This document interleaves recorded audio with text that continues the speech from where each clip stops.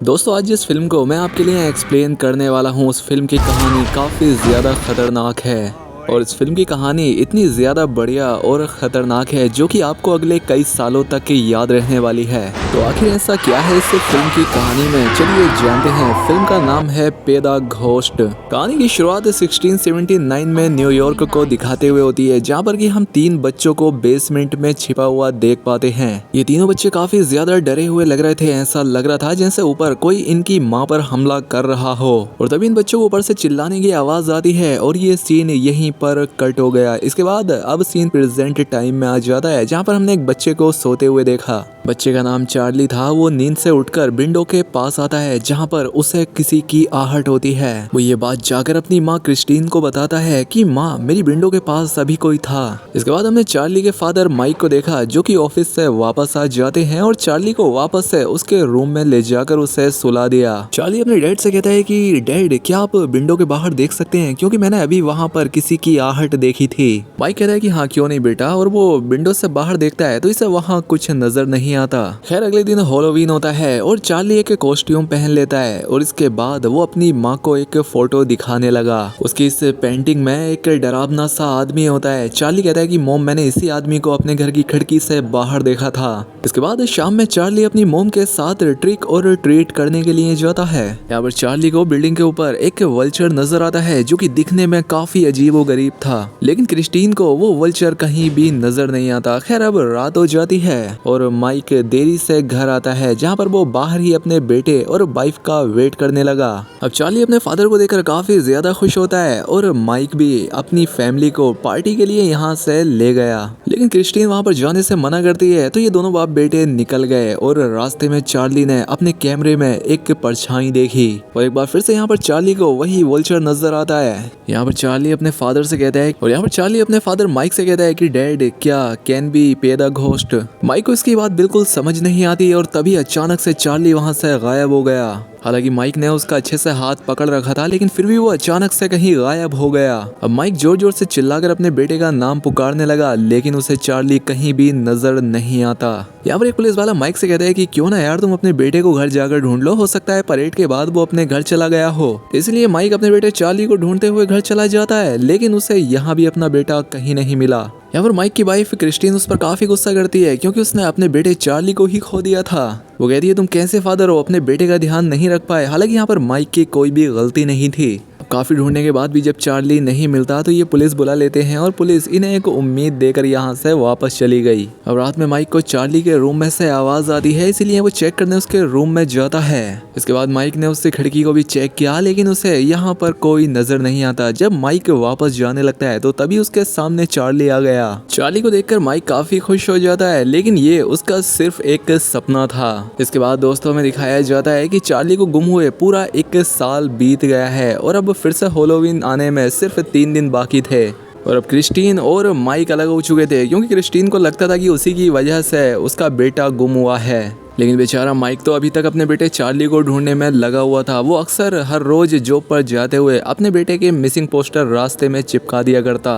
वो जब भी किसी बाप बेटे को देखता उसे अपने बेटे की याद आया करती थी। इसके बाद वो अपनी एक कॉलेज की दोस्त हैना से मिला। वो हिस्ट्री की प्रोफेसर होती है और उसने माइक को थोड़ी बहुत उम्मीद भी दी, क्योंकि वो भी ऐसे ही केस पर काम कर रही थी। खैर अब जॉब के बाद माइक उस पुलिस ऑफिसर के पास जाता है जिसका नाम जॉर्डन था और वो उसके बेटे के केस पर काम कर रहा था।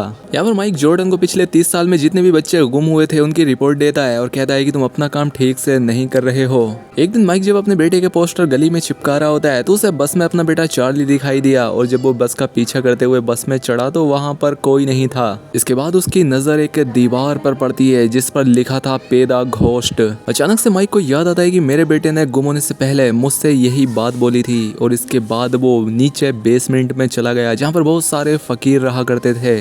यहाँ पर माइक ने दीवार पर लिखे उन शब्दों का मतलब इन लोगों से पूछा। तभी यहाँ पर एक ब्लाइंड आदमी आता है और तभी अंदर से चीखने की आवाज भी आई। यहाँ पर माइक उस अंधे आदमी से पूछता है कि ये किस चीज की आवाज थी। वो आदमी कहता है कि इस बारे में तो मुझे भी नहीं पता, लेकिन हैलोवीन होने से 1-2 दिन पहले ये आवाज आती जरूर है। इसके बाद माइक उस आदमी से पूछता है कि पे द घोस्ट का क्या मतलब है, जिसके बाद वो आदमी उसे एक दीवार के पास ले आया जिस पर लिखा हुआ था पे द घोस्ट। और तभी हमने माइक के पीछे एक डरावने साय को देखा, जो कि पल भर में ही गायब हो गया। यानी कि यहाँ इस जगह पर कुछ तो अजीब था। इसके बाद माइक अपनी वाइफ क्रिस्टीन के पास जाता है, वो उससे बात करने की कोशिश करता है। क्रिस्टीन भी उसकी बात मान लेती है और दोनों बात करने के लिए एक रेस्टोरेंट में आ गए। यहाँ पर माइक अपनी वाइफ को उस दीवार के बारे में बताता है जिस पर पूरी दीवार पर पैदा घोस्ट लिखा हुआ था।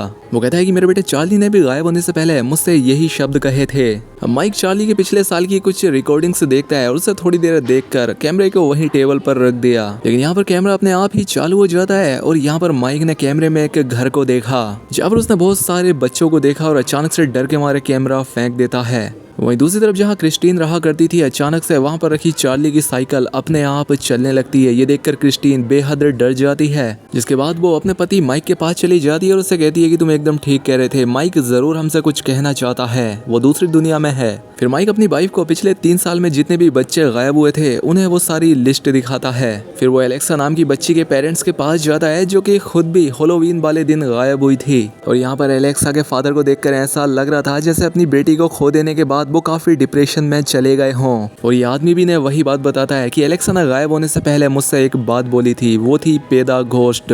फिर वो आगे बताता है कि मेरी बेटी भी मुझे अगले 1 साल तक दिखाई देती थी, लेकिन उसके बाद वो मुझे दिखना बंद हो गई। माइक ये सारी बातें जाकर उस पुलिस वाले जॉर्डन को बताता है कि ये बच्चे अजीब तरीके से गायब हो रहे हैं। हालांकि जॉर्डन उसकी बातों पर ज्यादा ध्यान तो नहीं देता, लेकिन फिर भी वो उसी दिन गायब हुए 2 बच्चों मिया और पॉल की भी रिपोर्ट देखता है। खैर वहीं दूसरी तरफ माइक अपनी वाइफ क्रिस्टीन को उसके घर छोड़ने के लिए जाता है, लेकिन इस बार क्रिस्टीन अपने हस्बैंड से अच्छे से बात करती है और साथ ही उसे डिनर के लिए इनवाइट भी कर दिया। वहीं जॉर्डन मिया की मोम से मिलने के लिए एक रेस्टोरेंट चला जाता है क्योंकि वो यहाँ काम किया करती थी। यहाँ पर उसकी माँ को लगता है कि शायद मेरी बेटी मिल गई है, लेकिन यहाँ पर जॉर्डन तो उस रात के बारे में उससे वो बात पूछने आया था जिस दिन की मिया गायब हुई थी। यहाँ पर उसकी माँ कहती है कि कुछ दिन पहले तक मुझे मिया दिखाई देती थी और मुझे उसकी आवाज़ भी सुनाई देती थी और वो कहती थी कि मोम मुझे इस घोस्ट से बचा लो। लेकिन तभी उस रेस्टोरेंट में अचानक से आग लग जाती है और मिया की मोम की तरफ आने लगी। वहीं दूसरी तरफ माइक जब अपनी वाइफ के घर डिनर कर रहा होता है तो वहाँ पर अचानक से लाइट चली जाती है। जब उसने खिड़की से बाहर देखा तो 3 बच्चे अजीब से कॉस्ट्यूम पहने बाहर खड़े थे। उन्होंने अपना पूरा शरीर ढक रखा था, जिसके बाद वो सारे बच्चे जलकर मारे जाते हैं। और जब माइक अचानक से पीछे मुड़ा तो उसे यहाँ पर बहुत सारे बच्चे दिखाई दिए और अचानक से वो बच्चे गायब हो जाते हैं। माइक ये सारी बातें अपनी वाइफ क्रिस्टीन को बताता है। क्रिस्टीन कहती है कि हाँ मुझे भी ऐसी चीज़ें हो रही हैं, मुझे लगता है कि इस घर में ज़रूर कुछ ना कुछ तो है, क्योंकि वो बच्चे ज़रूर हमसे कुछ कहना चाहते हैं। खैर अगले दिन क्रिस्टीन एक साइकिक औरत को अपने घर बुलाती है जो कि आत्माओं से बात कर सकती थी। और जब वो खिड़की के पास जाकर देखती है तो उसे बहुत सारे बच्चे नजर आते हैं। और तभी अचानक से विंडो से बहुत तेज हवा आती है और किसी चीज ने उसका गला पकड़ लिया जैसे कोई उसे मारना चाहता हो। वो पल भर में ही यहाँ पर मारी जाती है। उसकी आंखों से धुआं निकल रहा था और उसकी पूरी बॉडी जल चुकी थी। माइक और क्रिस्टियन ये सब यहीं पर खड़े होकर देख रहे थे, लेकिन ये कुछ कर नहीं पाते। कुछ देर बाद यहाँ पर पुलिस भी आ जाती है और माइक जॉर्डन को सारी बात बता देता है, लेकिन जॉर्डन उसकी बात पर विश्वास नहीं करता।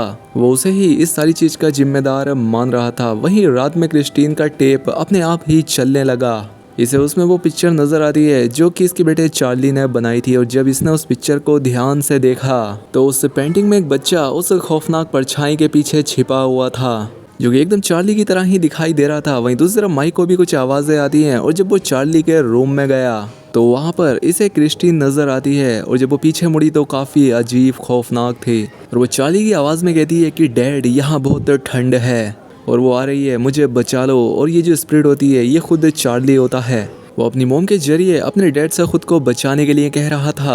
तब यहाँ पर माइक देखता है कि क्रिस्टीन अपने हाथ को ही ब्लेड से काट रही है, इसलिए माइक जल्दी से उसे रोक लेता है और अब क्रिस्टीन बेहोश हो जाती है। जब उसे होश आता है तो उसे कुछ भी याद नहीं होता, लेकिन उसके हाथ पर एक निशान बन गया था, यानी कि ये भी एक सिग्नल ही था। अब ये इस सिग्नल को जानने के लिए हैना के पास आते हैं। यहाँ पर माइक की ये दोस्त हैना इस साइन से जुड़ी हुई एक कहानी इन्हें बताती है जहाँ पर हैलोवीन वाली रात को सेल्टिक्स ने पूजा करने वाली एक औरत को मार दिया था और यहाँ के आसपास के लोगों ने उसे और उसके 3 मासूम बच्चों को जिंदा ही जला दिया था। यानी कि यहाँ पर ये वही कहानी बता रही थी जिसे कि हमने मूवी की शुरुआत में देखा था। यहाँ पर मरने से पहले वो औरत उन आदमियों से कहती है जो उसका कत्ल कर रहे थे कि वो हैलोवीन की हर रात को आएगी और अपना बदला लेगी और वो अपने साथ हर साल 3 बच्चों को लेकर जाएगी। और जहाँ पर ये सब न्यूयॉर्क में हुआ था वहाँ पर अभी भी आयरिश लोग रहा करते थे।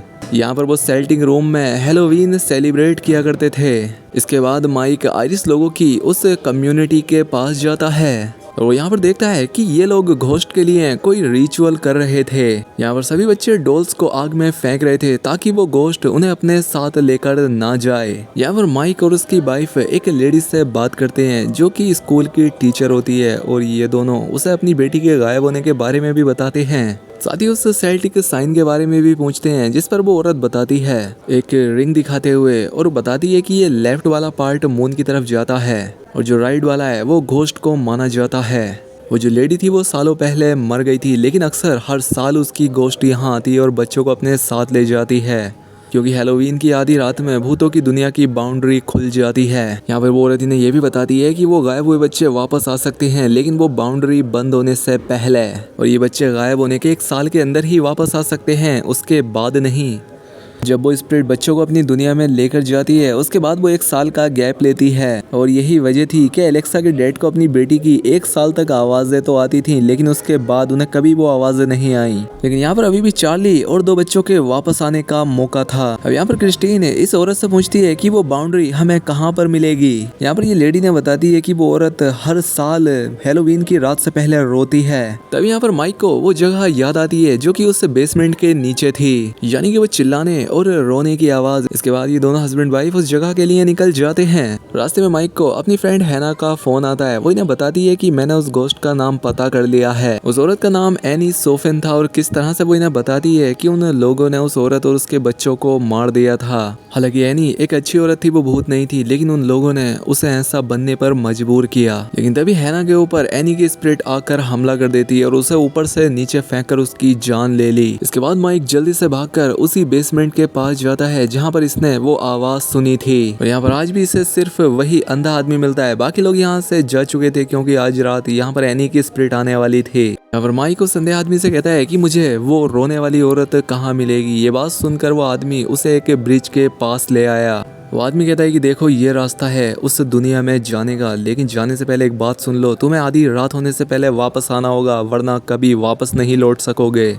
उसकी बात सुनकर माइक आखिरकार ब्रिज के उस दूसरी तरफ चला जाता है। यहाँ पर माइक को वो घर दिख जाता है जहाँ पर कि बहुत सारे बच्चे थे। यहाँ पहुँचते ही माइक को सारे बच्चे घूरने लगते हैं। यहाँ आकर माइक अपने बेटे चार्ली को आवाज लगाता है, लेकिन यहाँ पर सारे बच्चे हाथ उठा लेते हैं क्योंकि ये सब भी अपने घर जाना चाहते थे। इसके बाद माइक उन बच्चों के बीच में जाता है जहाँ पर एक बच्चे ने माइक का हाथ पकड़ लिया और वो बच्चा चार्ली ही होता है। और ये दोनों एक दूसरे को देखकर बहुत खुश हो गए। अब माइक के पास वक्त बहुत कम था क्योंकि वो ब्रिज का रास्ता बंद होने वाला था। वो अपने बेटे को लेकर यहाँ से निकल ही रहा था कि तभी यहाँ पर मे और पॉल भी आ जाते हैं जो कि चार्ली के साथ ही गायब हुए थे। वो उससे कहते हैं कि हमें भी अपने घर जाना है तो हमें भी अपने साथ घर ले चलो। इसलिए माइक तीनों बच्चों को अपने साथ लेकर घर जा रहा होता है, लेकिन तभी सामने से एनी का घोस्ट आ जाता है और वो माइक को वहां से जाने से रोकने लगी। लेकिन यहाँ पर जो बाकी बच्चे थे जो कि आत्माएं थी वो एनी की स्पिरिट को अपने साथ ले जाते हैं। वो बच्चे असली नहीं थे। इसके बाद माइक चार्ली के साथ उन दोनों बच्चों को भी अपने साथ ले आया